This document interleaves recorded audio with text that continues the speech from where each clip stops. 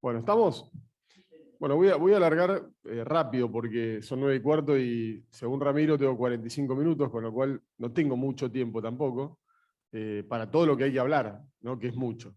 Así que yo voy a, digamos, arrancar con un título para la charla de hoy que dice que el mejor remedio para los precios altos son los precios altos, ¿no? Entonces, ¿por qué creen que el mejor remedio para los precios altos son los precios altos? A ver si alguien se anima a romper el hielo. Por un lado, tiende a aumentar la oferta futura, porque lo que vos es el incentivo que vos tenés para salir a sembrar. O sea, el mercado lo que dice es, yo con estos precios que son muy buenos, voy a sembrar más, voy a usar más tecnología. Entonces, si bien después el clima tiene la última palabra, lo que termina ocurriendo es que el mercado intuye que la oferta futura va a ser mayor. Bueno, digo, pasa eso. Generalmente con los precios muy altos vos decís, bueno, el mercado intuye que la oferta futura va a ser mayor, y por otro lado la demanda tiende a racionarse, porque si la demanda ve que los precios son muy altos, dice, bueno, no me voy a matar tampoco comprando ahora, digamos, matándome a comprar. Entonces, esa combinación de más oferta futura con menos demanda actual hace que los precios empiecen a aflojar una vez que están ahí arriba. Pero no siempre pasa eso. Hay momentos muy específicos, donde no pasa eso. Yo te diría, en el 99% de las veces ocurre. Vamos a ver después unos precios de la soja en Chicago, que vos cuando ves que sube, después baja fuerte también. Pero hay momentos en donde no ocurre eso. Bueno, este es uno de esos, donde el mejor remedio para los precios altos no van a ser los precios altos, porque no va a haber tal incremento del área, no va a haber tal incremento de la tecnología, todo eso no va a ocurrir. Con lo cual, sí. Sí.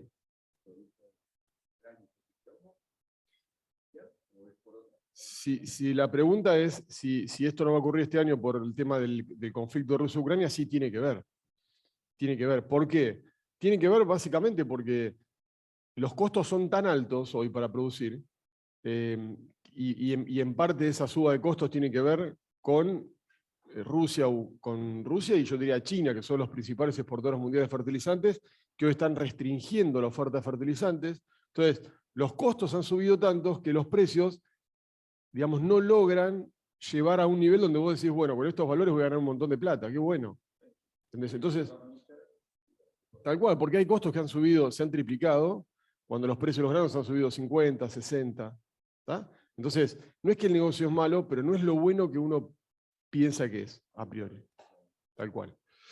Pero bueno, claro, cuando uno ve los precios, si arrancamos por el mercado local, yo voy a arrancar al revés de siempre, voy a arrancar por el mercado local.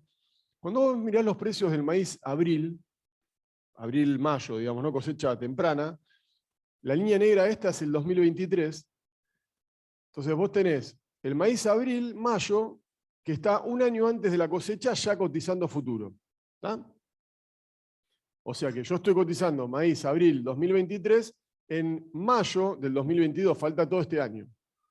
Ahora, cuando yo tomo este precio y hago el corte acá, y miro cómo fueron los precios a esta altura, desde el año 2006 hasta el 2022, este es el precio más alto.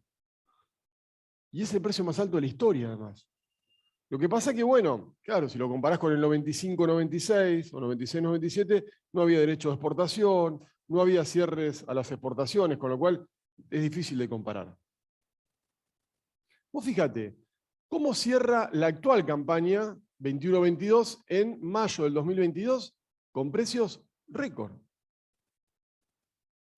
Y el segundo año, digamos, que terminamos en cosecha con precios más altos, ¿cuál fue? El 2021. O sea que nosotros no tenemos una casualidad acá de precios altos. Algo está ocurriendo. Y fíjate vos qué interesante. Más allá de lo que, digamos, pueda pasar en la Argentina, con digamos, los precios, con las decisiones políticas, ¿no? Porque nos enganchamos mucho en ver qué hace el gobierno, si Alberto Fernández dice que aumenta las retenciones, si no las aumenta, a nosotros nos vienen dados los precios del mercado internacional. A pesar de todo lo que nos pasa en nuestro sector, en un gobierno como este, tenemos precios que son altísimos. Entonces, por supuesto que hay que ir a protestar, hay que mostrarle los dientes al gobierno cuando decide digamos, hacer algo que no corresponde. Pero también tenemos que tener en cuenta que, evidentemente, el grueso de los precios nos viene dado por el mercado internacional. Entonces, no hacer coberturas, por ejemplo, mirando estos precios, pensando que, bueno, que a ver, me voy a concentrar más en lo que pasa localmente. Mañana tenés digamos, un acuerdo de paz entre Rusia y Ucrania, el clima en Estados Unidos viene bien, cosa que hoy parece poco probable, las dos cosas, pero ponele que ocurran, y lo que te baje el mercado internacional va a ser mucho peor que cualquier decisión que te tomen acá a nivel local.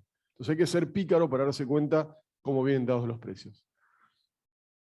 Bueno, este es el precio de la soja a mayo, de nuevo, mayo 2023, o sea, estamos a un año de la cosecha, ya tenemos cotizando la soja mayo 2023, 3.85, 3.87, 3.90 por ahí va. Hoy Chicago estaba para arriba, el único producto era la soja.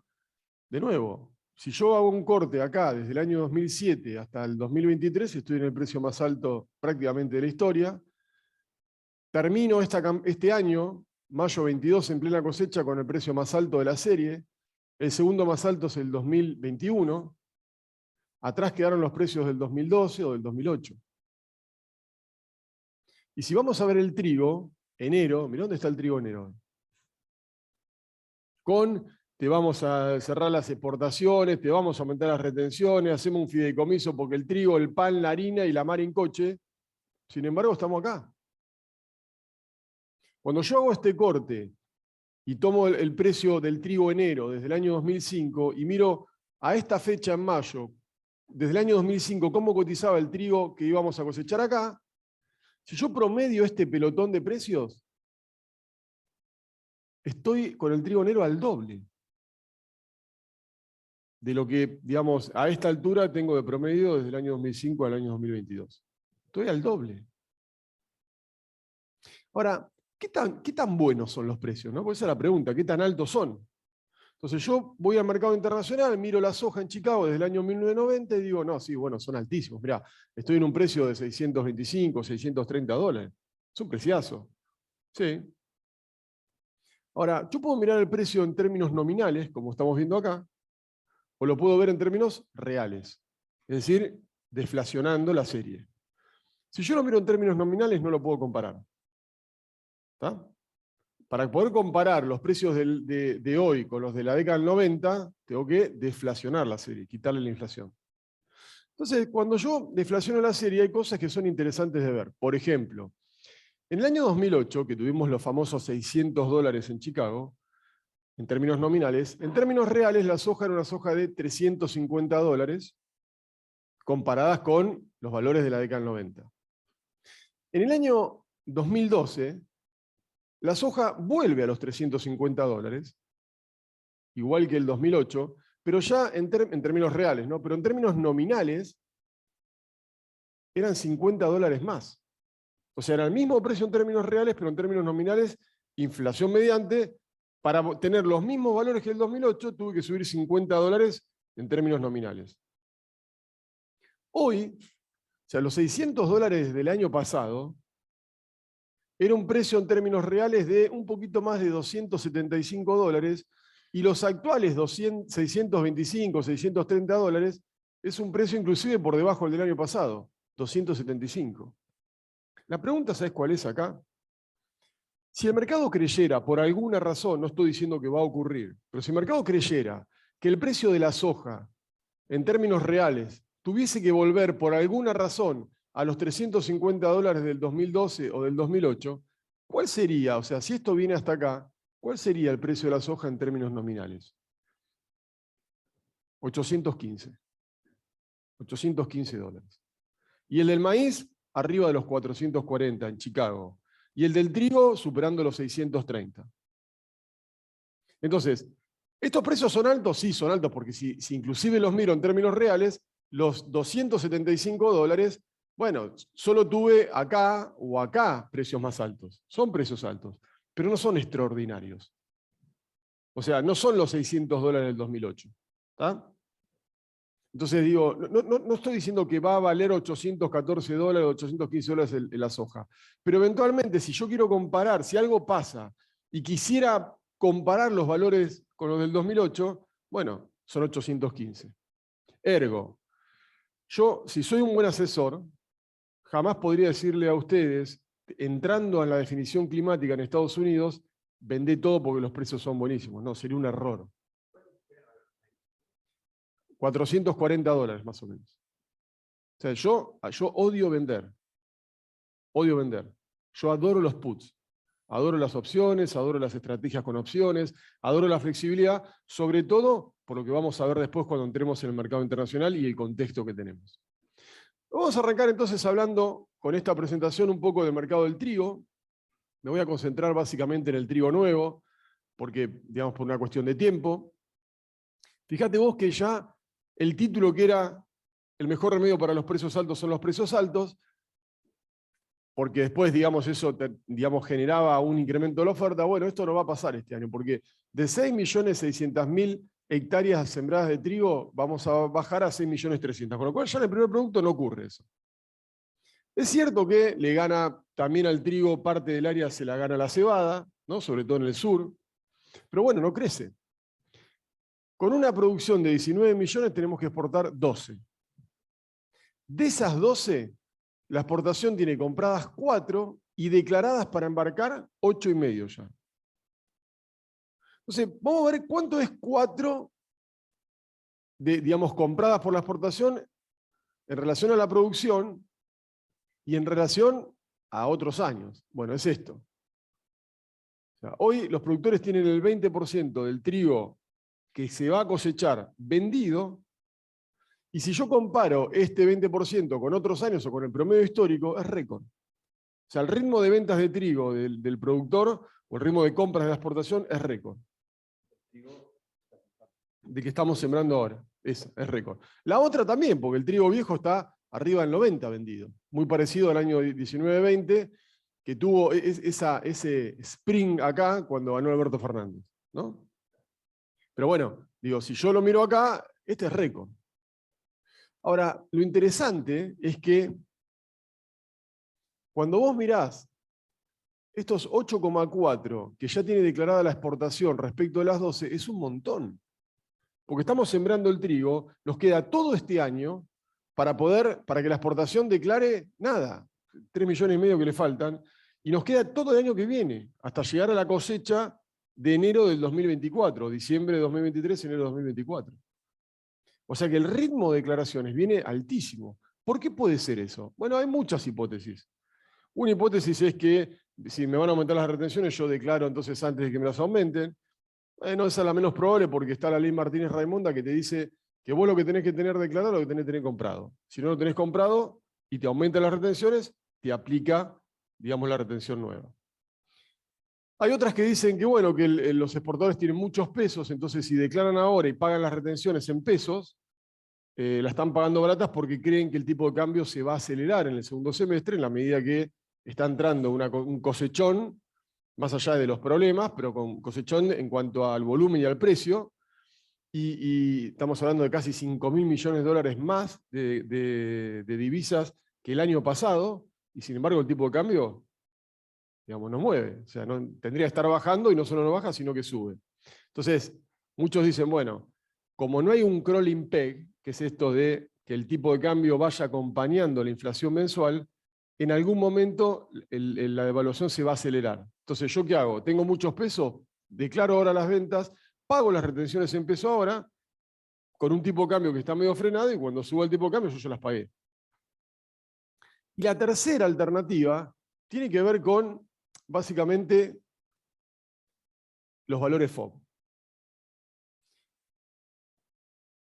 El gobierno o el Ministerio de Agricultura dice que vamos a tener un FOB índice, o tenemos un FOB índice para el trigo enero 23 de $424, la exportación toma ese valor como válido. Eso da una paridad de casi $360 del trigo enero, y me están pagando muy cerquita la paridad. Cualquier productor que no sabe nada de esto, y le muestran la paridad y dice, bueno, che, me lo están pagando bastante bien al trigo, dentro de todo. Pero nosotros que en Novitas tenemos mucha estadística, ¿qué es lo que vemos? Yo te pongo acá, desde mayo 22 hasta abril 23, los precios de Kansas del día de ayer. Toda la tira, ¿no? Y después tenemos mucha estadística de muchos años en Novitas, que podemos analizar lo que se nos dé la gana. Por ejemplo, ¿cuánto vale históricamente el FOB Golfo contra Kansas? Tenemos una base de datos de 60 años. ¿Cuánto vale el FOB Argentina respecto al Golfo? Otra base igual de 60 años. No usamos la de 60 porque por ahí sirve para otras cosas. Pero sí usamos de 10, por ejemplo. Entonces yo digo, voy a enero. Históricamente, el FOB Golfo cotiza $60 por arriba de Kansas, en enero. En el promedio de los últimos 10 años, el FOB argentino de trigo cotiza $25 debajo del Golfo. Entonces yo tomo Kansas, le sumo los 60 del Golfo, le resto los 25 del FOB argentino, me queda un FOB en 4.94. No en 4.24, como está acá. 4.94 menos retenciones, menos gastos de FOB, me da un fast teórico de $421, no de 355. ¿Ah? Entonces yo lo que digo es, claro, si yo estoy declarando a un FOB a $424, pudiendo vender algo parecido a 494, ¿qué hago yo? Dejo la plata afuera, o sea, declaro los 424, la diferencia entre 424 y 494 lo dejo afuera, paraíso fiscal, no paga impuestos. Entonces, en definitiva, ¿qué es lo que está haciendo el gobierno? El gobierno está favoreciendo a una multinacional de afuera, está dejando de recaudar, porque obviamente la diferencia entre los 4.24 y los 4.94 no lo cobra, y está perjudicando a un productor que vive, trabaja, invierte en la Argentina. Todo mal. ¿Ah? Entonces, bueno, entonces la gente dice, pero el exportador, no, la culpa no es del exportador, el exportador está haciendo su negocio. Es como todo. Vos tenés un negocio, lo podés hacer, lo haces. El tema es el gobierno que pone, fija este precio índice, ¿para qué? Para que el precio del trigo no valga tanto, entonces el precio de la harina y el precio del pan y el bendito comentario de la mesa de los argentinos, cuando todos ya sabemos que el precio del trigo tiene una incidencia de entre el 10 y el 13% en el precio del pan. O sea, vos haciendo esto no impedís que el precio del pan siga subiendo, pero perjudicás a los productores que van a sembrar menos. Por ahí si me estarían pagando $400, sembraría más, ¿no? Recaudarías más como Estado. No, digamos, benefician a un exportador que claramente puede ser una multinacional que ni siquiera tiene nada acá en la Argentina. Bueno, así las cosas, yo lo que digo es, ¿qué hacemos? Sí.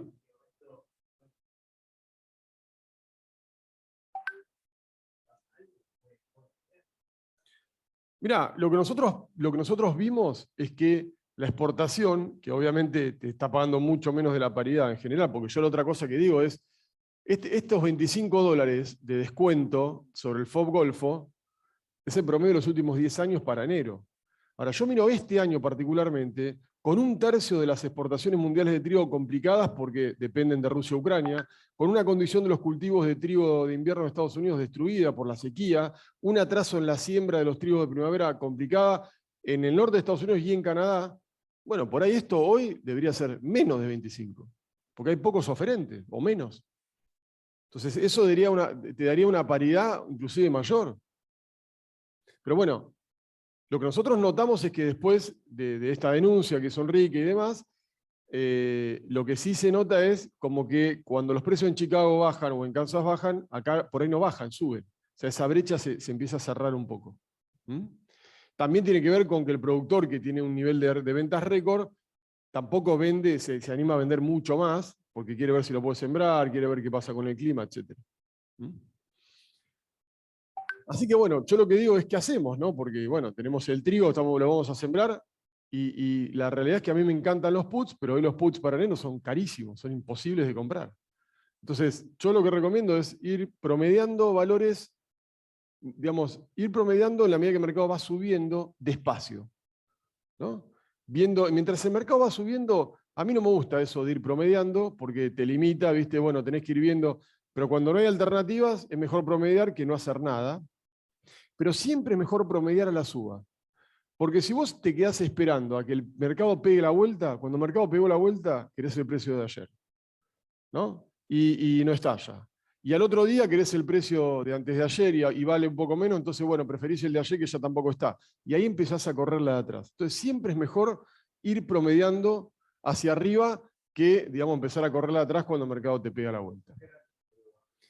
Con venta forward, sí, sí. Porcentajes bajos, ¿no? Pero sí creo que hay que hacerlo porque, ¿sabes qué pasa? Con los costos que tenemos hoy, el análisis de sensibilidad de un margen es tan importante, ¿no? Olvídate, o sea, con una pequeña caída del precio del rinde te deja hablando pavadas, ¿viste? O sea, te limpió la cancha. Entonces, con costos tan altos y con, digamos, break-evens o puntos de inflexión tan, digamos, por ahí necesitas 5.000 kilos de trigo en el sur para tener el punto de indiferencia. Entonces digo, con semejante niveles de costos que hacen que vos tengas que tener rindes muy altos con estos precios, bueno, dejar librado al azar es como demasiado temerario. Por eso es que yo digo, no me gustaría, preferiría esperar, pero entendiendo que el análisis de sensibilidad es muy complicado con los costos que tenemos, tengo que ir tratando por lo menos de cubrir costos. En el caso del maíz, es un poco más sencillo lo que es el maíz de la actual campaña. Con una producción de 49 millones tenemos que exportar 35,5. La exportación tiene compradas 24 y tiene declaradas 27, con lo cual ahí hasta la semana pasada estaban más parejitos, hoy declararon un poco más. Pero bueno, todavía tenemos un mercado de exportación que está abierto y entre lo que está declarado y lo comprado son más prolijos. Hoy la paridad del maíz disponible está en $270 con un FOB en 323 y me pagan 280, o sea que a diferencia del trigo en el maíz, me están pagando arriba la paridad, maíz disponible. Cuando vamos a lo que es el maíz julio, tardío, con un FOB en 323, me están pagando, o sea, la paridad está en 270, me pagan 265 sobre Rosario, 285 sobre Bahía, con lo cual también, digamos, me están pagando, digamos, comparativamente bien. Y si vamos a ver el maíz mayo 23, o sea, el maíz... sí.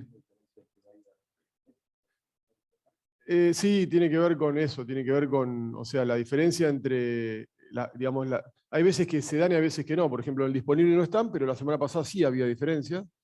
Eso tiene que ver básicamente con el tema del calado del Paraná, ¿no? Entonces, vos para poder ampliar la frontera de compra tenés que poner un diferencial de precio. Y en lo que es maíz mayo 23, 249 es la paridad, me pagan 250 sobre Rosario, 260 sobre Bahía, ¿no? O sea que en el maíz me están pagando bien toda la tira, a diferencia del trigo, con lo cual yo en el maíz, digo, si arranco por el maíz nuevo, digo, bueno, la verdad que los precios me están pagando bien, más allá de lo que pueda pasar más adelante, si vendo hoy, vendo bien, bueno, por ahí no es malo empezar a vender algo de maíz mayo 250 o sobre Rosario o Bahía 260, no está mal. Yo lo que digo es, de nuevo, con todo el mercado climático por delante en Estados Unidos, lo que no puedo es no hacer nada, porque si yo vendo y mañana tenemos un problema climático, me quedé cortísimo. Entonces, ¿qué puedo hacer para eso? Bueno, no voy a comprar un col de maíz en la Argentina, porque obviamente en la Argentina tenemos todos los riesgos de intervención y demás. Y como el intervencionismo mata mercado, me tengo que ir a Chicago. Tomo la posición septiembre de Chicago, que es una posición en donde ya atravesamos todo el mercado climático, en Estados Unidos, que es julio-agosto. Vos fíjate, con un futuro que septiembre del maíz que vale $293, un call de 3.42 vale 7.20, o sea, un call que está $50 arriba vale 7.20. Yo no compraría el call. Lo que haría es un call spread, que es comprar el call de 3.42, vender el call de 3.62, son $20, pero claro, pago 7.20, cobro casi 5, o sea que estoy pagando una prima entre lo que cobro y lo que pago de $2 y monedas, $2.50, ponele. Entonces, ¿a qué apuesto con esto? Es una apuesta. Yo vendí maíz mayo 2.50, 2.60, Rosario Bahía. Como no sé qué va a pasar con el mercado climático en Estados Unidos, voy y me hago un call spread de estos. Si hay un problema climático, yo te aseguro que te ganás $20, que se los vas a sumar a los 2.50, 2.60. Si todo viene bien y se firma un acuerdo de paz entre Rusia y Ucrania y el clima viene bárbaro en Estados Unidos, bueno, perdiste $2.50, que se los vas a restar a los 2.50 o 2.60 que vendiste. ¿Tá? Pero de esa manera tenés un poco de recorrido. Y sí, yo estoy vendiendo maíz mayo del año que viene y compro el col septiembre de este año. No me voy a mayo del año que viene porque son imposibles de comprar por el valor tiempo que tienen. Total, yo lo que quiero ver es qué pasa con el mercado climático en Estados Unidos. Y para lo que es el maíz disponible, tanto digamos, el que acabo de cosechar como el tardío del julio, yo no tengo problema de que la gente se vaya para adelante con el maíz. Lo que tenés que hacer es una cobertura. No te puedo, con toda la incertidumbre que ahora vamos a ver, no te puedes ir para adelante a ver, digamos, qué pasa, qué te depara el mercado internacional, porque puede ser muy bueno, puede ser muy malo. Entonces yo digo, te compras un put, diciembre, de maíz, este sí es en la Argentina, 240,7 de prima, te pone un piso en 233, o sea que si el mercado vale 0, vos cobrás 233. Pero si el mercado sube, o sea, el mercado es la línea colorada, ¿no? Y se llega a ir a $321, por ejemplo, yo voy a vender a 321 menos los 7 de la prima, voy a estar vendiendo a, digamos, 314. Entonces me voy para adelante con el maíz. Lo mande a fijar, lo embolse, haga lo que tenga que hacer, yo me puedo ir para adelante, pero ponete un piso. Entonces la gente dice, pero 333, viste, contra... Ah, muchachos, cuando estamos a mediados de enero, vendíamos maíz a Rosario, julio, 175, 180, Bahía estaba en 200. Si vos vendiste maíz a $200, empezaste a vender, ¿cómo no te vas a poner un piso en 233? Es un contrasentido no hacerlo. ¿Hay cosas un poco más sofisticadas? Sí, hay. Un futuro sintético, compro el put, es el mismo put de 240,7, vendo el call de 300,9, o sea, estoy cobrando más de lo que pago.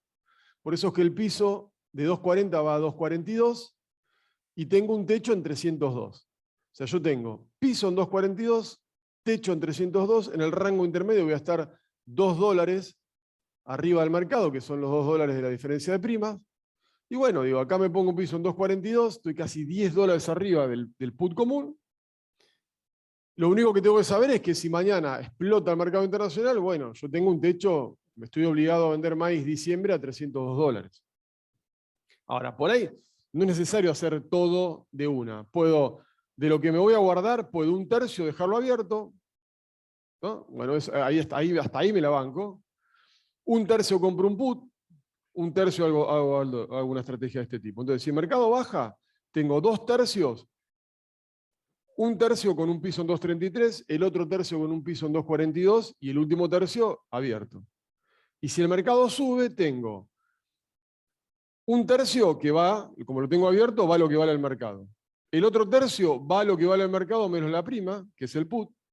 Y el último tercio estoy obligado a vender a 302. ¿Entendés? Entonces, en la combinación de esas tres cosas, quizá, digamos, está el resultado mejor.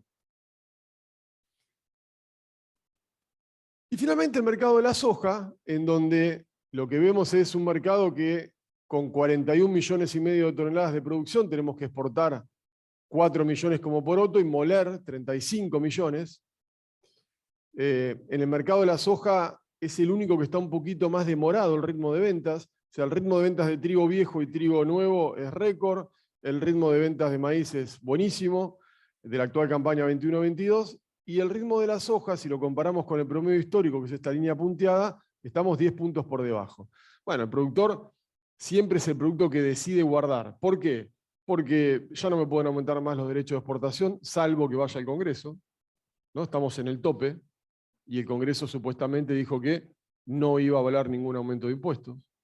No me van a hacer las exportaciones de la soja porque es lo que genera, digamos, divisa y necesitan las divisas como aire para respirar. Entonces el productor dice, bueno, es el menos toqueteado de todos, si tengo que quedarme con algún producto, me quedo con soja. Por supuesto, abierto a lo que pase con el mercado internacional, pero con menor riesgo a nivel local. Paridad de soja disponible, 431 la exportación, 444 la industria, me pagan 433, me están pagando, digamos, ahí entre la exportación y la industria. no está mal pensando en un precio a cosecha, o sea, estamos en plena cosecha, y cuando hablamos de la soja mayo 23, 3,71 es la paridad de la exportación, 3,99 es la paridad de la industria, me pagan casi 3,90, hoy va a estar un poquito más arriba esto, me están pagando más cerca de la paridad de la industria, que también es raro en plena cosecha, por más que estemos a un año de la cosecha, que te estén pagando la paridad más cerca de la paridad de la industria. Con lo cual, como pasa con el maíz y a diferencia del trigo, yo podría, con estos valores de la soja, tomar algunas decisiones. Por ejemplo, en soja nueva, estos precios, yo empezaría a tomarlos, pero de nuevo, voy y hago, digamos, como tengo todo el mercado climático de Estados Unidos por delante, tengo que armar una estrategia. ¿Podría comprar coles en la Argentina? Sí, porque tiene menos riesgo, pero bueno, una alternativa es ir a Chicago, va lo mismo. Sobre septiembre, un futuro que vale 582, un call de 683 vale $7, o sea, $100 arriba. Yo no compraría este call puro. Pero por ahí puedo comprar el call de 683, vender el call de 720, son más o menos $40, un poco menos. ¿Y cuánto estoy gastando? De nuevo, 4, 5, 6, 7, $3, $2,90.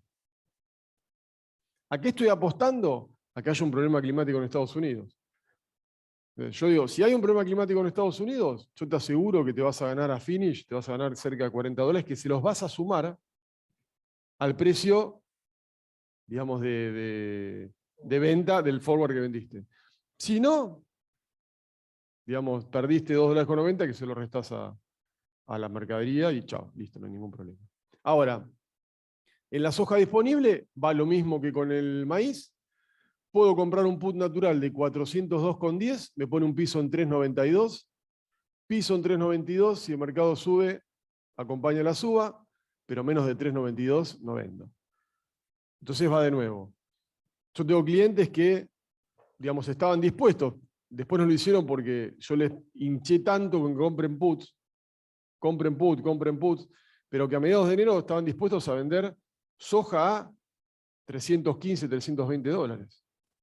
Entonces, si vos estabas dispuesto a vender soja a 315, $320, ¿cómo no te vas a poner un piso en 3,92? Entonces, ¿querés irte para adelante con la soja? Ningún problema. Yo tengo cero historia, pero andate con un piso.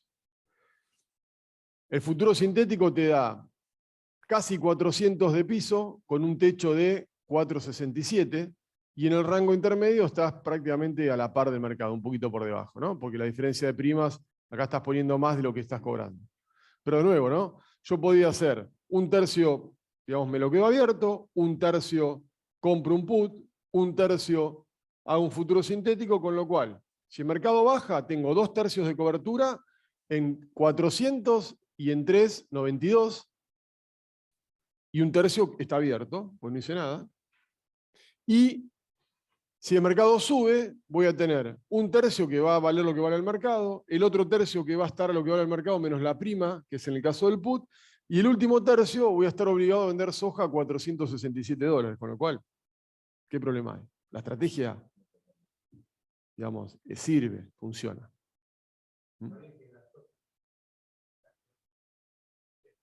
Sí.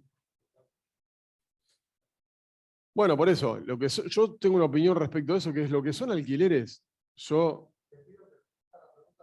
Ok.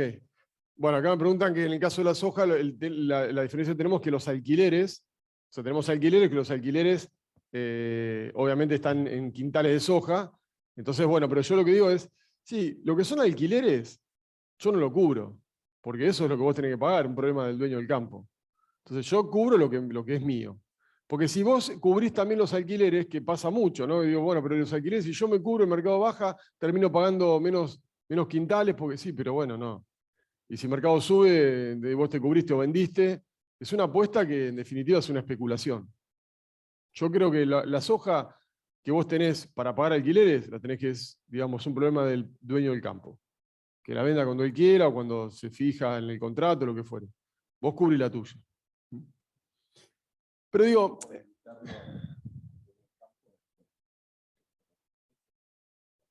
bueno, claro, sí, claro. Bueno, después están todas las negociaciones que puedo hacer que, bueno, O sí, o decir, mirá, vayamos a un porcentaje, ¿entendés? En vez de en quintales. Venía a riesgo conmigo, después, bueno, están todas las diferencias que puede llegar a haber, ¿no? En cómo se alquila un campo. Pero digo, bueno, en general, si son quintales fijos, bueno, esas hojas las guardás y es un problema de él. Bueno, en definitiva, yo lo que digo es por qué, digamos, arranco por el mercado local y digo, tenemos que tener estrategias muy flexibles este año y probablemente los próximos también.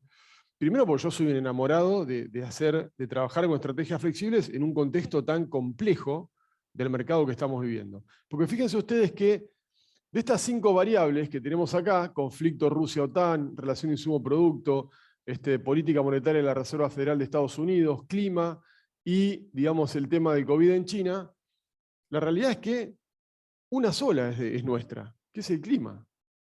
Porque la relación insumo-producto está más vinculada a lo que está pasando entre Rusia y Ucrania que al negocio nuestro hoy. Las otras 4 variables no tienen nada que ver con el mercado grande, pero nos impactan decididamente. Entonces, yo voy a arrancar rápidamente con el conflicto Rusia-OTAN, que lo conocemos. Esta es la tapa de la revista Times de enero de 1980, ¿no? Decía granos como arma, y digamos, ¿cuál era el motivo de que una revista tan importante como Times ponga una tapa, digamos, de una revista tan emblemática con un lote de trigo a punto de cosechar y con este título tan sugestivo, ¿no? Granos como un arma? Bueno, fíjate yo diría las semejanzas con hoy. El motivo era que Rusia, en ese momento la Unión Soviética, había invadido Afganistán. Y como había una puja por el liderazgo mundial después de la Segunda Guerra Mundial, Estados Unidos, los dos con armas nucleares, no podía ir a bombardear a Rusia o a la Unión Soviética. Entonces, en el entorno de la Guerra Fría, lo que decide Jimmy Carter, que era presidente de los Estados Unidos, es ponerle un embargo cerealero a la Unión Soviética y dejar de venderle granos. Recordemos que el auge de la agricultura en Estados Unidos nace en la década del 70. ¿Por qué? Entre otras cosas, porque Estados Unidos le vendía muchos granos a la Unión Soviética, que habían sido aliados circunstanciales en la Segunda Guerra Mundial. Yo lo que digo es, si hoy yo le pidiera a la revista Times que hiciera la misma tapa, con digamos, el mismo logo, el mismo título, la misma foto del trigo, y solo cambiara 2 cosas, acá pusiera Ucrania y acá pusiera mayo del 2022, sería exactamente igual. Solo que a la inversa. O sea, los que están usando los granos como un arma son, en este caso, los rusos. Mucho más potente que un tanque, que un misil, porque Estados Unidos, cuando decidió ponerles embargo cerealero, era a un solo país, o a un bloque de países que era la Unión Soviética. Rusia lo está usando para todo el mundo esto. Entonces, mucho más de ahora, o sea, de hace una semana, esta es la tapa de The Economist, ¿no? Que dice The Coming Food Catastrophe, o sea, la próxima catástrofe de los alimentos. Y la espiga de trigo también es muy sugestiva porque cuando vos mirás, lo que tenés es esto, ¿no? Es durísima la tapa. Y, digamos, esta es una tapa que circuló mucho, digamos, seguramente la habrán visto. Yo lo que digo es, a mí esto me preocupa. Esto me preocupa y mucho. ¿Por qué? Porque en la medida que este tipo de cosas vayan escalando, las decisiones políticas de líderes, digamos, europeos o de Estados Unidos pueden ser mucho más importantes. Entonces, no hay muchos factores bajistas. Nosotros, si miramos el mercado de granos, yo te diría que soy más bien alcista. Ahora, puede haber decisiones políticas en función de esto que terminen siendo bajistas. En la medida que esto escale y vaya siendo cada vez más mediático en el mundo, el problema se va a ir agrandando. Entonces, claro, cuando vos mirás el conflicto, digamos, que hay, o por qué, digamos, Putin toma los granos como un arma, bueno, porque básicamente Putin quiere recrear lo que fue la Unión Soviética. Él dijo alguna vez, antes de invadir Ucrania, dijo, digamos, el peor error que se cometió en el siglo XX no fue la Primera o la Segunda Guerra Mundial, fue la descomposición de la Unión Soviética. Hubo países como Lituania, Letonia y Estonia, los países del Báltico, que eran miembros de la Unión Soviética y habían firmado el Pacto de Varsovia, que es como la OTAN de los rusos. Hoy son miembros de la OTAN. Entonces, y ahora no solo Rusia tiene problema con Ucrania, sino que Finlandia y Suecia, que fueron países siempre neutrales, quieren entrar a la OTAN. O sea, algo deben percibir los tipos de que Rusia no termina acá. De hecho, Rusia está invadiendo hoy o está bombardeando parte de Moldavia, que es otro país muy chiquitito pegado a Ucrania en la frontera con Rumania. Entonces, ¿qué hizo Rusia? Le acaba de cerrar las exportaciones de gas a Finlandia. Ahora, ¿qué pasa si mañana Finlandia no le importa, entra igual y Rusia decide invadirlo, habiendo entrado a la OTAN? ¿O qué pasa si bombardeando Moldavia, que es este país de acá chiquitito, se le queda una bombita del lado de Rumania? Y ahí tenemos una tercera guerra mundial. Entonces la gente dice, qué exagerado. ¿Y cómo? Si tuvimos una primera, una segunda, ¿por qué no puede haber una tercera? Sí, puede ocurrir. Entonces, claro, lo que dice Zelensky es, no, yo no te voy a ceder nada porque a mí la OTAN me banca, ¿no? Esto es lo que originalmente quería Putin, pero como Zelensky no se lo termina cediendo, Putin invade toda Ucrania, pero la realidad es que lo que quiere Putin es quedarse con esta parte. Esa es su aspiración máxima. Ahora, esta parte es la zona más productiva de Ucrania, es la que tiene la salida al Mar Negro y al Mar de Azov. Entonces, Ucrania tampoco ya, digamos, puede cederle esto. Por eso es que un acuerdo de paz es muy difícil, porque Putin, si por lo menos no logra esto, se tiene que suicidar prácticamente. Es un criminal de guerra, un genocida, un paria político. Ya está listo, está jugado. Ahora, Zelensky tampoco puede cederle toda la parte más productiva y la salida al mar. Estamos en una situación que es difícil de resolver. No, Crimea sí, obviamente, eso lo anexaron en 2014. No, ni hablar. Pero digo, en lo que es nuestro sector, porque esto no solo es agrícola, tiene digamos, la mayor riqueza digamos, energética, mineral, digamos, lo que se extraen para producir los fertilizantes sale de ahí. O sea, todo tiene ahí. Y bueno, y la salida a puerto ni hablar. Entonces, ahora, vos fíjate esto. Cuando vos mirás qué representa Ucrania, Ucrania no es un convidado de piedra. Ucrania es el cuarto exportador mundial de granos. Es el cuarto exportador mundial de maíz, con el 14% del total. El quinto del trigo, con el 10%. El séptimo de girasol semilla, con el 5%. El tercero de la cebada, con el 17%. El primer exportador mundial del aceite y pellet de girasol, con el 50 y 60 casi respectivamente. Y el tercer exportador mundial de colza, con el 20%. O sea, el primer exportador mundial es Brasil, el segundo es Estados Unidos, el tercero es la Argentina, el cuarto es Ucrania. Si yo a Ucrania le sumo Rusia, estamos hablando, en el caso de los cereales, de 1/3 de las exportaciones mundiales. O sea que Putin realmente puede usar los granos como un arma porque puede manejar el flujo de 1/3 de las exportaciones mundiales de grano. Y eso es un arma letal. ¿Y dónde está, digamos, esa producción? En la zona que quiere Putin, en la gran mayoría, en algunos no, pero fíjate de cebada. ¿Dónde se produce la cebada? Acá. El maíz por ahí es un poquito más al norte. Mirá lo que es la colza, o sea, toda esta parte de acá es muy productiva, esta también. Pero cuando vamos a lo que es más importante, que es por ejemplo el girasol se produce en la zona que quiere Putin y el trigo se produce en la zona que quiere Putin. Entonces, claramente Putin puede usar los granos como un arma. De hecho, lo está haciendo. Hoy le están pidiendo el titular de Naciones Unidas que por favor abra los puertos para que Ucrania pueda sacar los granos. Se está negociando en un corredor cerealero para que puedan sacar, pero Putin va a negociar todo.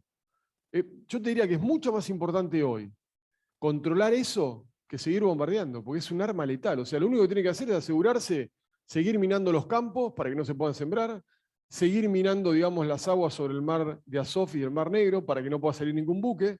Con eso, ya está, controla todo, controla lo que quiere. Obviamente, sí. Me refiero a granos, pero después tenés el gas, tenés los fertilizantes, tenés un montón de otras cosas. El resultado es fácil. ¿Cómo venimos con el horario, Ramiro? ¿Bien? Bueno, vamos a tratar. Bueno, pará, porque si no me concentro digamos, y después me pierdo del coso. Va. Bueno, índice FAO de los alimentos. ¿Qué es lo que genera? ¿Cuál es el arma esta letal de Putin? Que cuando vos mirás los índices de los alimentos, no los precios de los granos en Chicago, porque eso lo miramos nosotros, pero el grueso del mundo lo que mira es esto. ¿Cómo están los precios de los alimentos con el índice FAO? Es el precio más alto de los últimos 4 años, que eran altos. ¿Qué es lo que más sube? Aceites vegetales y cereales, que es lo más importante, porque los productos lácteos, la carne y el azúcar no es la base de la alimentación del mundo. La base de la alimentación del mundo son los aceites y los cereales. Ahora, cuando vos lo mirás a través del tiempo, desde la década del 60, el precio, digamos, de los alimentos, el índice de FAO, en términos reales y en términos nominales, hoy es el más alto de la historia. Hoy tengo precios de los alimentos más altos que en 2012, con la sequía en Estados Unidos. Tengo precios más altos que en 2008, con la sequía en Sudamérica y la crisis de las hipotecas. Tengo precios más altos que a mediados de la década del 70, con la mal llamada crisis del petróleo. Y eso a mí me preocupa. Me preocupa porque yo creo que digamos, el mundo va a tomar decisiones si esto sigue escalando. Y básicamente, ¿por qué? Porque lo que estamos viviendo hoy ya no es la posibilidad de un éxodo masivo poblacional. Hoy ya está ocurriendo. Hoy estamos teniendo el éxodo poblacional más importante de la historia de la humanidad. El segundo más importante fue, o es, el de los ucranianos saliendo de Ucrania hacia Europa Occidental. El primer éxodo fue la Segunda Guerra Mundial.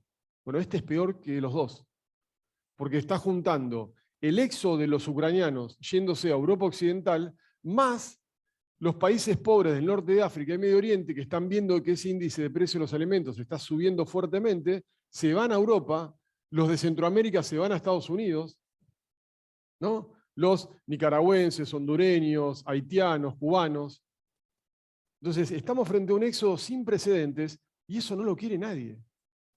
¿Por qué? Porque nosotros somos menos del 5%, representamos nuestro sector, menos del 5% de la actividad económica del mundo. O sea, el 95% no está disfrutando de esto, al contrario, lo está padeciendo. Y los países centrales, como Estados Unidos o Europa, no ven ese éxodo masivo del norte de África, Medio Oriente o Centroamérica como mano de obra barata que la veían en algún momento. Hoy tenés la posibilidad de que te entre un terrorista, por ejemplo, se ponga un chaleco y te haga explotar, digamos, una bomba en un subte. Entonces no lo ven con buenos ojos y quieren pararlo de alguna manera. Ese es el riesgo mayor que tenemos nosotros, me parece a mí, de acá para adelante. Es mucho peor que la primavera árabe. ¿Se acuerdan de la primavera árabe lo que fue? 2008. En realidad arranca en 2008, pero se desata en 2010 con los precios de los granos que tuvimos en ese momento. Una revolución en el norte de África que termina, digamos, eliminando dictaduras, autocracias, como el presidente Mubarak en Egipto o Gaddafi en Libia. Ahora, porque se dio en el norte de África y Medio Oriente. Se le llamó así. Hay alguien que claramente... bueno, y después, antes de ir a lo de Macron, fíjate cómo New York Times hace una semana, 10 días atrás, hacía un vivo en Twitter diciendo: la invasión de Rusia a Ucrania va a presionar los precios de los alimentos hacia arriba para todo el mundo, pero el shock no cayó de igual manera alrededor del globo. Estos son los países que saldrían más lastimados. Entonces te dice los productos que están subiendo y después te muestran los países. ¿Quiénes son? Los que están cerca del Ecuador. Centroamérica, Norte de África, Medio Oriente, algunos del sudeste asiático. ¿Quién tiene claro esto? ¿Quién tuvo claro esto siempre? Emmanuel Macron, que le acaba de ganar las elecciones a Marine Le Pen en Francia, que va a tener un desafío importante dentro de su gobierno, pero es el único, yo diría, líder occidental que nos queda. Cuando yo hablo de líderes occidentales, bueno, Estados Unidos no lo tiene, teníamos una Angela Merkel en Alemania. Yo te pregunto a vos, ¿quién es el primer ministro alemán? ¿Alguien sabe cómo se llama? No.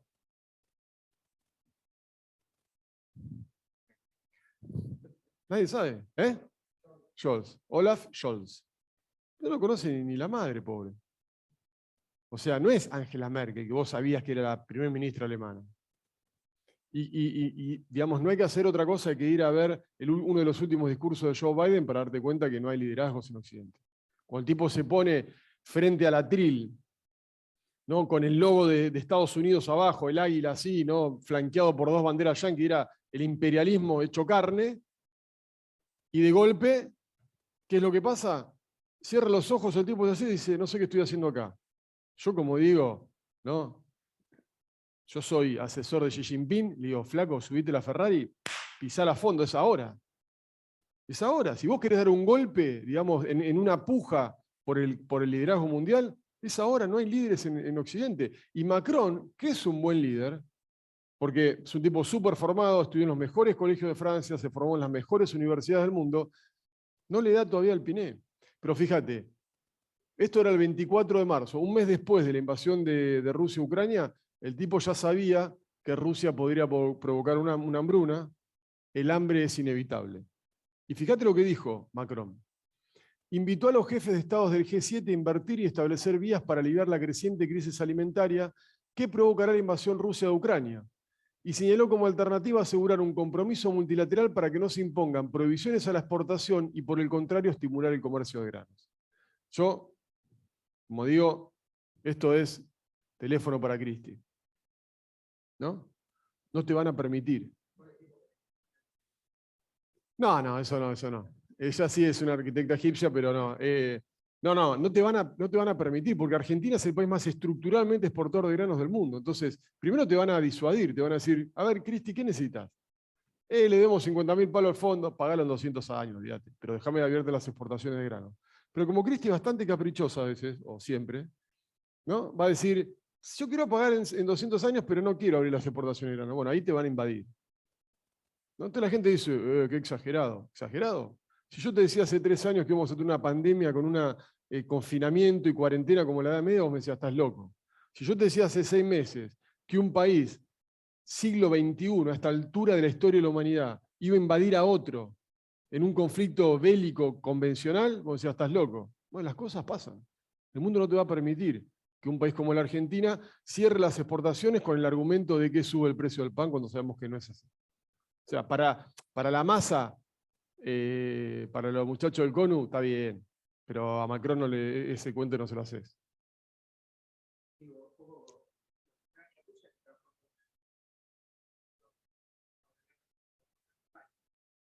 No, afecta, sí, yo te digo una cosa, afecta la historia.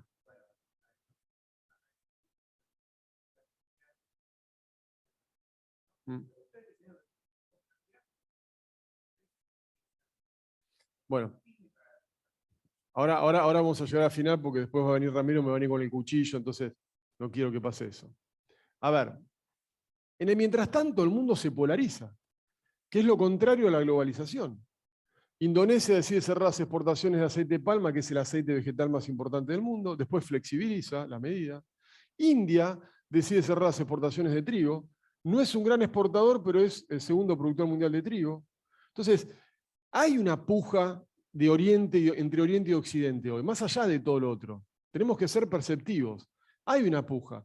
Nosotros estamos acostumbrados a un mundo, digamos, democrático, capitalista, de libre mercado, globalizado. Pero hay una parte del mundo muy importante que es autócrata, o socialista, o comunista, digamos, polarizada, sin libre mercado. Entonces hay una puja ahí. Está clarísimo eso. Fíjate que no tenés que ir tan lejos. Perú, 7º día de consecutivo de alzas, ¿de qué precios? ¿Por qué se quejaba la gente? Combustibles, fertilizantes y alimentos. Ahora vos fíjate esto, qué interesante. Millones de británicos comen menos y hay niños en riesgo. Uy, perdón. Inflación, alzan el costo de vida, especialmente la posibilidad de pasar hambre, no suelen asociarse con países ricos, los que se sientan a la mesa desde donde se dirige el mundo. Y sin embargo, es lo que está sucediendo en el Reino Unido, donde cada vez más gente tiene problemas para comprar comida todos los días. Clase media. Mi hermana está, digamos, en Londres ahora, por una cuestión de trabajo, y yo le comento esto y me dice, es tal cual. Hay clase media que se están salteando comida, entonces ya estamos en una tercera guerra mundial.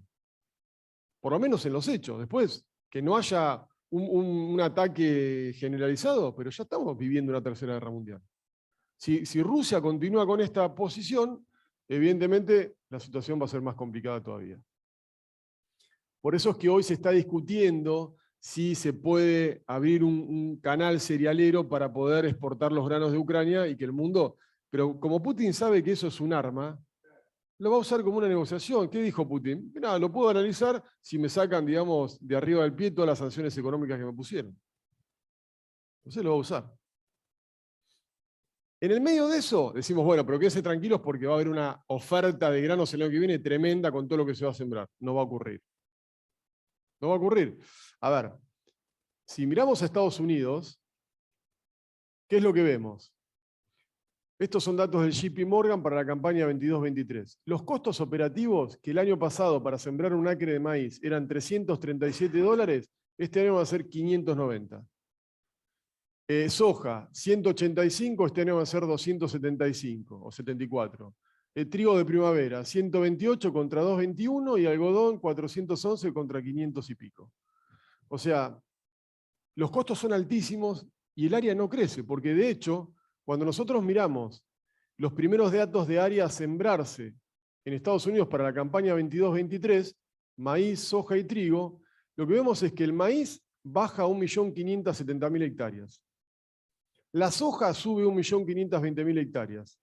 El trigo sube 260.000 hectáreas. El resultado neto son 210.000 hectáreas de crecimiento total, pero cuando nosotros miramos cuánto se siembra, que son la sumatoria 92,22 millones de hectáreas, es solo el 0,2% de crecimiento del área.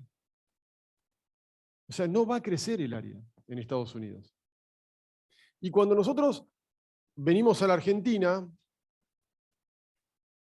uy, no salió esa.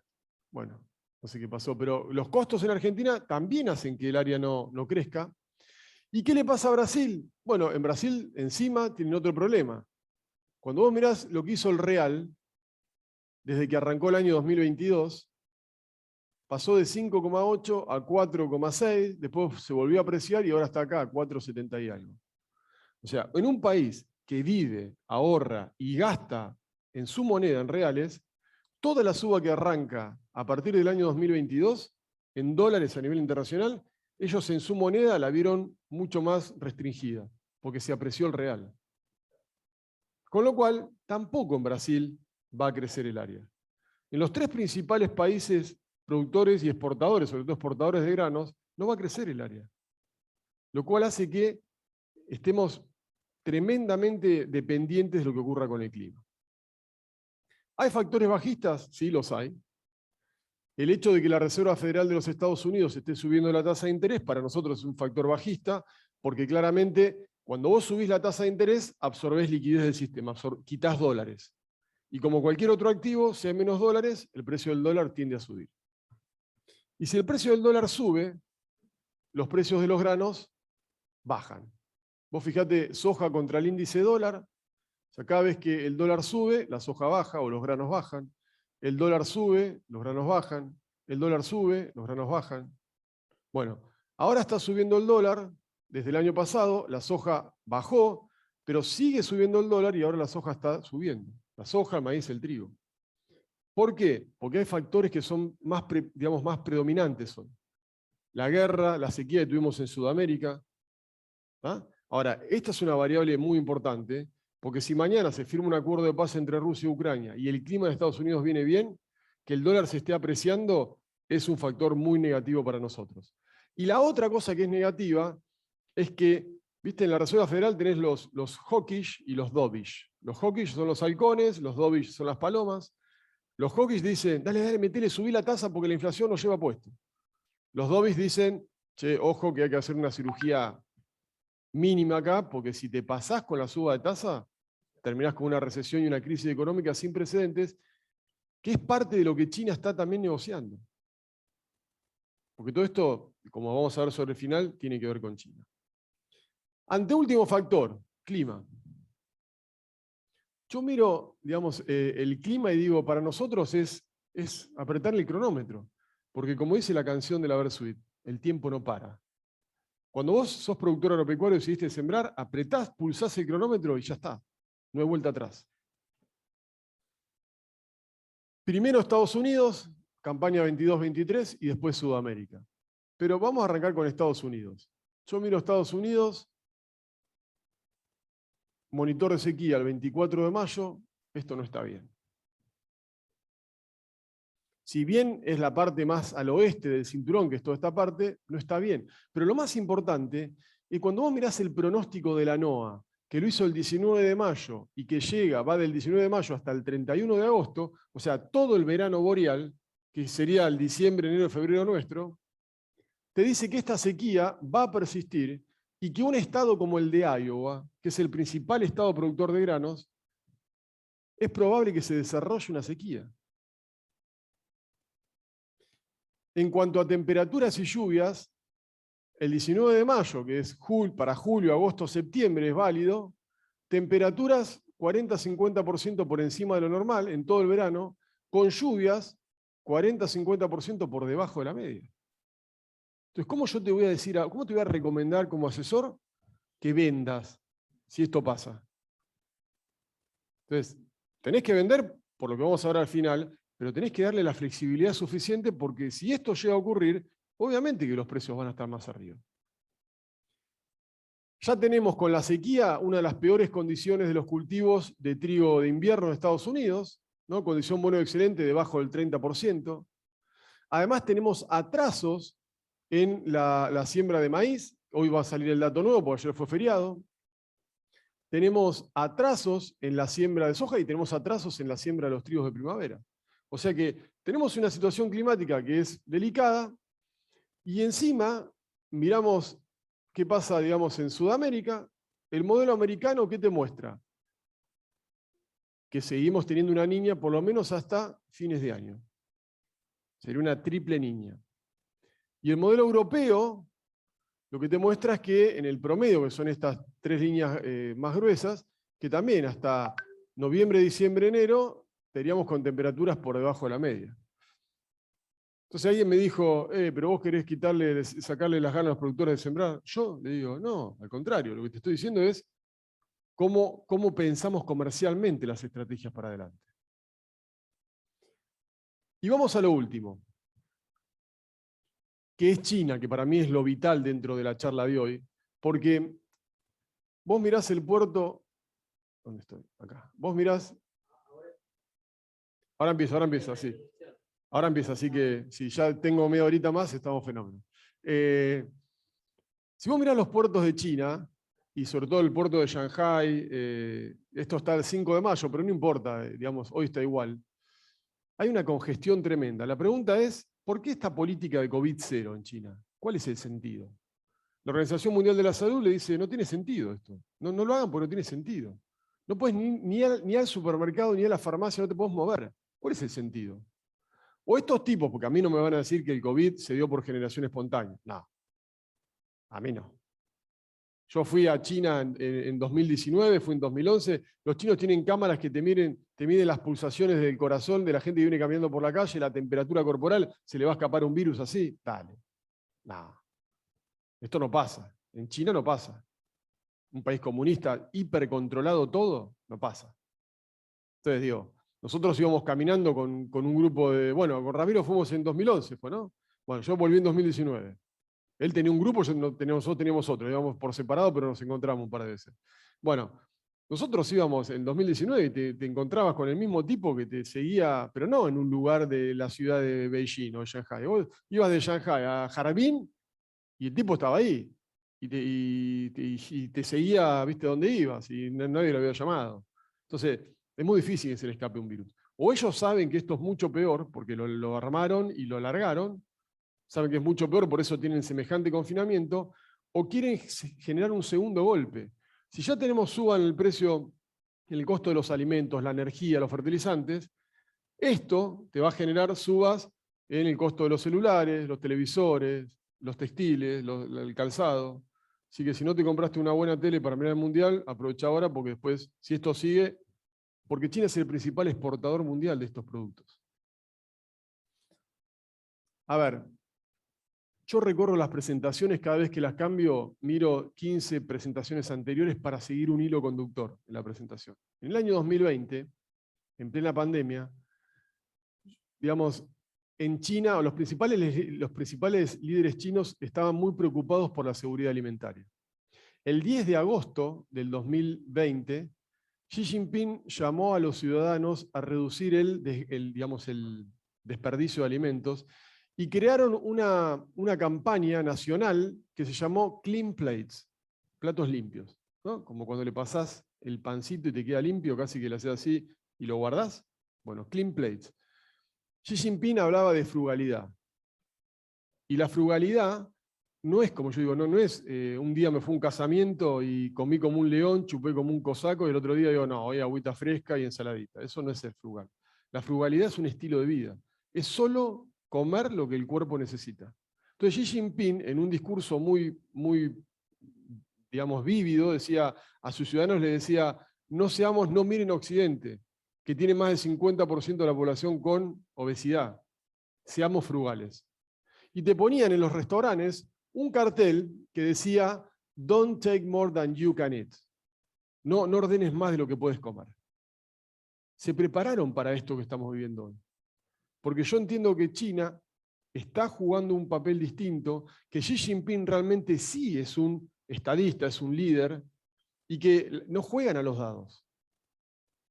Cuando yo fui a China en 2011, estamos discutiendo en el Buró de Granos de Jardín, y ellos discutíamos, entonces yo digo, ¿cuál es el objetivo de China? ¿A dónde quiere ir China? Entonces, el tipo me dice, el primero es conquistar el oeste, go west, no sabemos qué hay. Y el segundo es go out, ¿no? Salir al mundo. ¿Y en cuánto tiempo piensan hacer eso? 1000 años tenemos. Si lo podemos hacer en 10, mejor. O sea, no juegan a los dados, hacen las cosas pensándolas. Por eso es que hoy, y con esto sí vamos terminando, yo creo que todo lo que estamos viviendo, que son cisnes negros, no es una cosa aleatoria. Un cisne negro es el impacto de lo altamente improbable. No es natural que estemos viviendo permanentemente las situaciones que vivimos en el mundo hoy. Hay algo distinto, algo está ocurriendo, y para mí, después del 2018, cuando Donald Trump despierta al gigante, poniéndole aranceles a las importaciones, declarando una guerra comercial, lo que estamos es discutiendo un cambio de liderazgo. Que no sé si se va a dar, quién va a prevalecer. Estas cosas hay que mirarlas con la perspectiva del tiempo, porque la gente dice, ¿vos te pensás que Estados Unidos le va a quitar el liderazgo a Estados Unidos? Muchachos, cayó el Imperio Romano. Sí, que China le va a quitar el liderazgo al imperialismo americano. Yo lo que digo es, cayó el Imperio Romano. Esto es la historia de la civilización. Lo que pasa es que hay que mirarlo con la perspectiva del tiempo. Esto puede durar muchas décadas.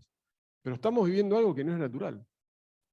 Hoy además se está discutiendo, entre otras cosas, si el dólar está en riesgo como moneda de referencia o no. ¿Y qué dice Goldman Sachs? Porque no lo digo yo, lo dice Goldman Sachs. Bueno, esta no salió. Goldman Sachs lo que dice es... No, este gráfico estaba buenísimo, lamento que no se ve, pero bueno, básicamente lo que se muestra en ese gráfico es que en el año 2000, el 75% de las transacciones mundiales los países las hacían con Estados Unidos. En el año 2020, 20 años después, el 75% de las transacciones mundiales, los países las hacen con China. Entonces, hoy se está discutiendo el rol de la moneda. Y vos fijate, Andy Hedge, que es un analista financiero, dice, hay que mirar la relación histórica entre el dólar y las materias primas. China mueve ficha, Arabia Saudita y Nigeria le siguen. Rusia no fijará el precio de las materias primas en dólares. La condición de moneda de reserva está en peligro, es bajista para el dólar, alcista para el precio de las materias primas. Entonces, hay muchas cosas que se están discutiendo.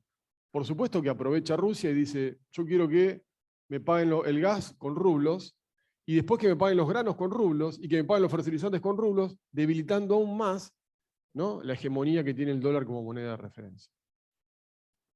Voy terminando. Finalmente, BlackRock dice, prepárense para un nuevo orden mundial. Su principal analista, que se llama De Spiritu, señala que estamos a punto de asistir no solo a un nuevo orden mundial que indudablemente implicará una inflación y tipos de interés más altos de los que teníamos entre 2008 y 2020, sino a un entorno más complicado para los inversores, particularmente porque la guerra de Rusia en Ucrania amenaza con mantener la energía y los costos de las materias primas en el punto de mira. Pero más interesante fue lo que dijo Larry Fink, que es el CEO de BlackRock. En su carta anual a los accionistas de BlackRock dijo: la magnitud de las acciones de Rusia tendrá efecto durante las próximas décadas y marcará un punto de inflexión en el orden mundial de la geopolítica, las tendencias macroeconómicas y los mercados de capitales. Sigo creyendo a largo plazo en los beneficios de la globalización y el poder de los mercados de capitales globales, pero la invasión rusa de Ucrania ha puesto fin a la globalización que hemos experimentado en las últimas 3 décadas. Y la última frase, el último párrafo para mí es brillante.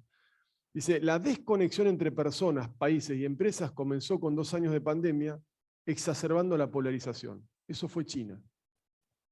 O sea, la polarización es lo contrario a la globalización. China con la pandemia lo que hizo fue, digamos, empezar a discutir la globalización y a polarizar.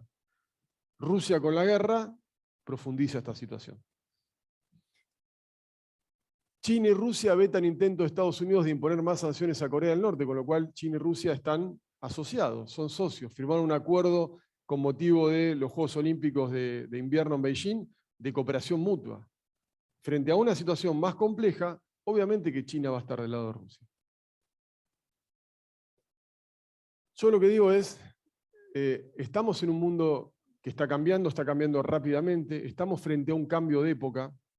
Yo soy optimista para nuestro sector, porque cuando miro los términos de intercambio entre 1811 y 2021 en la Argentina, términos de intercambio son el precio de las materias primas en relación a los productos manufacturados, lo que vemos es que la tendencia es a que las materias primas siempre valgan un poco más.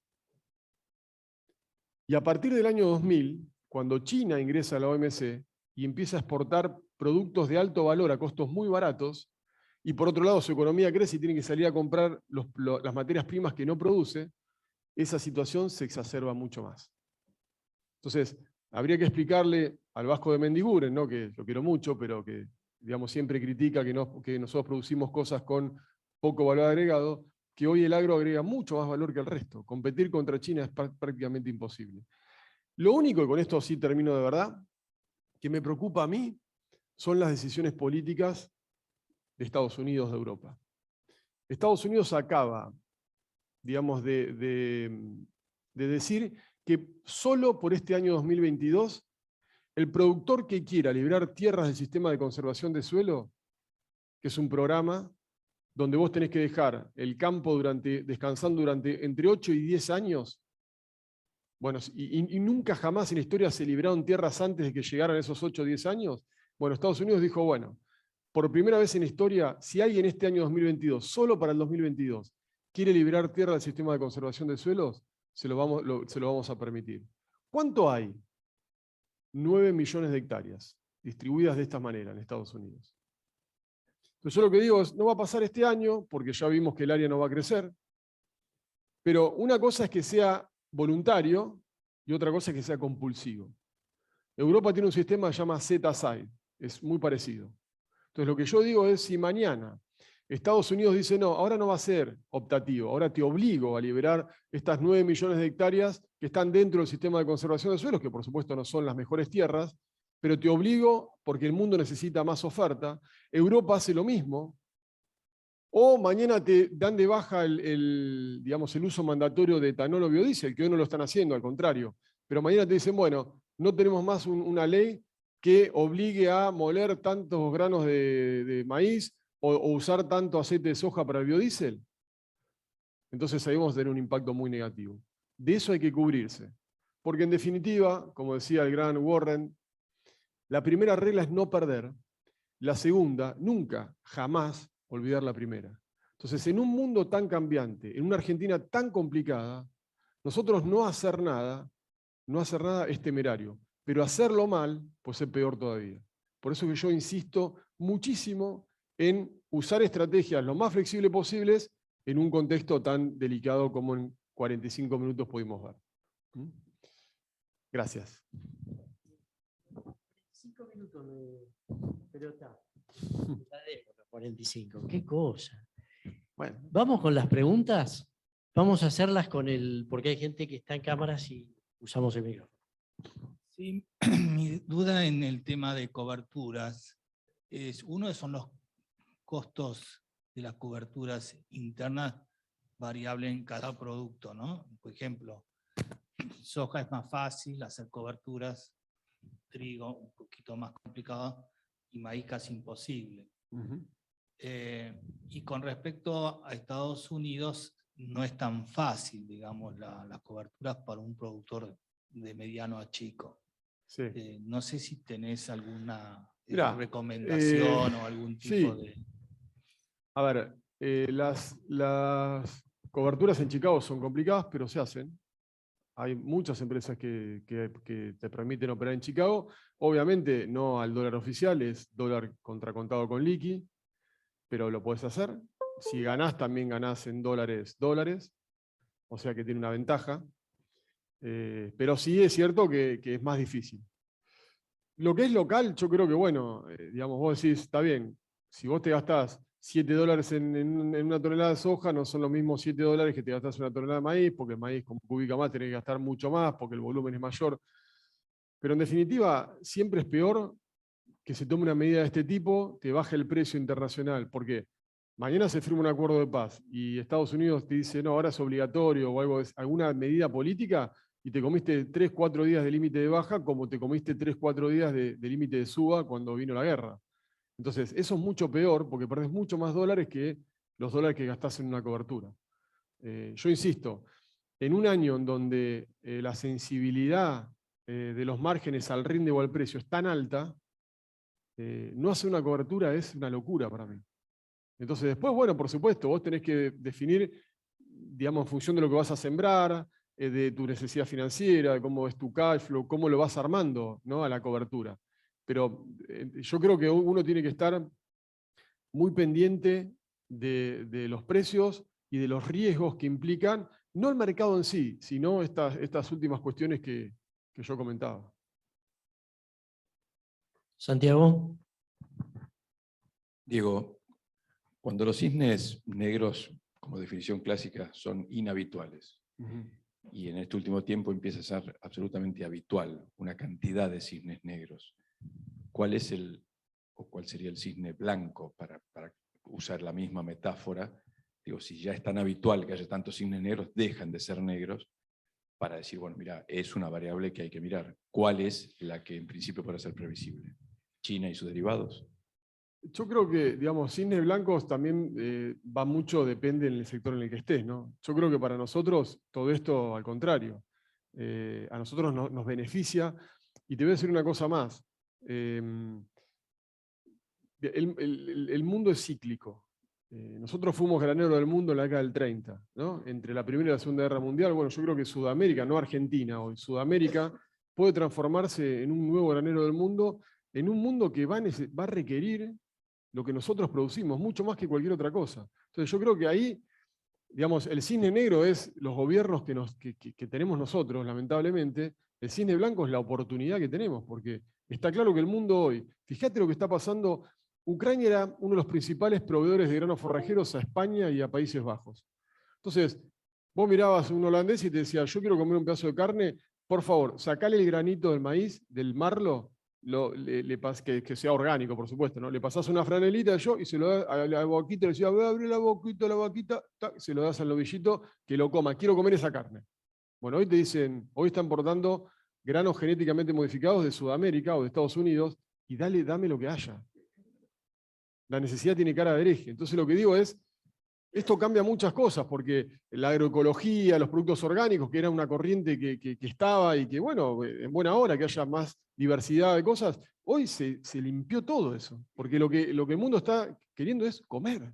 Entonces, en ese contexto, nosotros tenemos una enorme oportunidad. Por eso digo, creo que hay cisnes blancos, muchos para nosotros. Lo que tenemos que pensar es que, digamos, si esto escala demasiado, eso ya tan bueno termina siendo perjudicial, porque va a empezar a haber decisiones distintas. Diego, Tal cual. no estamos solos, hay 45 personas que nos siguen por Zoom. Bueno, Una de ellas pregunta, ¿recomendaste, Rolo Rostaño, buen día, recomendaste estrategia de opciones en Chicago para septiembre de 2022? ¿Eso sería para Dispo? ¿Qué mes tomarías para cubrir producción 22-23 en Chicago? Bueno, Rodolfo Rostaño. Bueno, hola Rodolfo. Yo creo que, o sea, la estrategia, el mes de septiembre, tanto en maíz como en soja de este año, yo lo tomo para las coberturas de la disponible y de la nueva. Porque el evento, yo, digamos, cuando decido sobre qué mes utilizar una cobertura, lo tomo en función del evento que creo que es importante. Yo lo que quiero cubrir ahí es el mercado climático en Estados Unidos después de los pronósticos que vimos.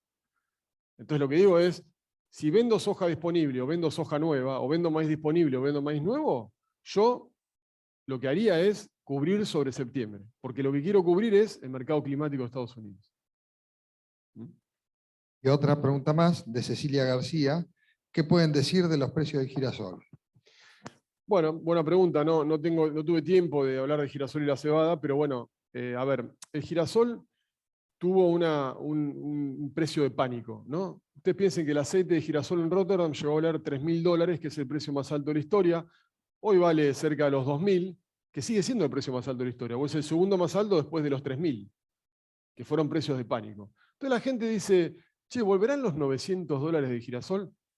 ¿Cuánto vale? 800. No me preguntes qué hacer a esos valores. Porque son precios que son únicos. ¿Entendés? Sí, o sea, no. Por ahí, bueno, el año que viene, viste, vos decís, me pagan 500, qué sé yo. Para que los precios de girasol, o sea, el mercado se acostumbra a la situación que está viviendo, una guerra, lo que fuere, está claro que, digamos, si es el 80% de las exportaciones mundiales de aceite y pele de girasol Rusia-Ucrania, claramente es un problema. Yo creo que lo que estaría mirando más en detalle es que hoy se está estimando que Argentina va a producir, si el clima acompaña, un 20 o un 25% más de girasol, y la realidad es que no hay semilla. Entonces, lo que vemos es que mucha gente que quiere sembrar más girasol que el año pasado, tiene semilla para sembrar un 60% de lo que sembró el año pasado. ¿Tá? Entonces, yo creo que no va a haber ese incremento del 25%, y eso sí, siendo Argentina el tercero en discordia, digamos, ahí, si Argentina no aporta ese 25% y el mercado lo está tomando como que lo va a aportar, me parece que ese puede ser un factor, digamos, que puede ajustar un poquito más, pero está claro que si los valores cierran los números, yo iría tomándolos. Bien. Virtuales, me dice Poli, me hace señas de que no hay más. Pablo, ¿querés hacer una pregunta? Y vamos con la última. Sí, vos nombraste un montón de factores alcistas y bajistas. Sí. Si vos tuvieras que ponerle, decir, para mí, el que puede transformar, si yo tengo que jugar una ficha a uno, que yo tengo mi idea, ¿no? Pero ¿a cuál se lo pondrías? El impacto mundial en el precio de los alimentos. Clima en Estados Unidos. Más allá de que Rusia invada Finlandia, Suecia o lo que sea. No, ahí ya no es importante, digamos, cuánto valen los alimentos. Si digamos, vos tenés una tercera guerra mundial, lo que menos me importa es cuánto valen los granos. Claro, o sea, ahí hay que ver dónde, si te podés tomar un... Claro, eso ya supera cualquier situación, porque como los dos tienen armas nucleares y digamos, estamos hablando de Occidente y Rusia, y si están dispuestos a usarlas es un desastre. Pero si vos me preguntás a mí, como variable dentro de nuestro sector, ¿qué puedes organizarte todo? Es que Estados Unidos tenga un fracaso productivo. Eso es tremendo, en este contexto. Muy bien, muchas gracias a todos los que están acá, muchas gracias a todos los que están virtualmente. Vamos a pasar directamente a agradecerle, a aplaudir. Gracias. Aplaudime, Ramiro. No, es verdad, bien Pablo, porque la verdad que estuvimos 2 años sin aplaudir a nadie y fue un garrón. ¿Viste? Hay que aplaudir doble. Bien. Totalmente. Bueno, Sí. muchas gracias por la Bueno, invitación. Lo invitamos a pasar a Manuel y en un segundito Manuel nos va a hablar de política.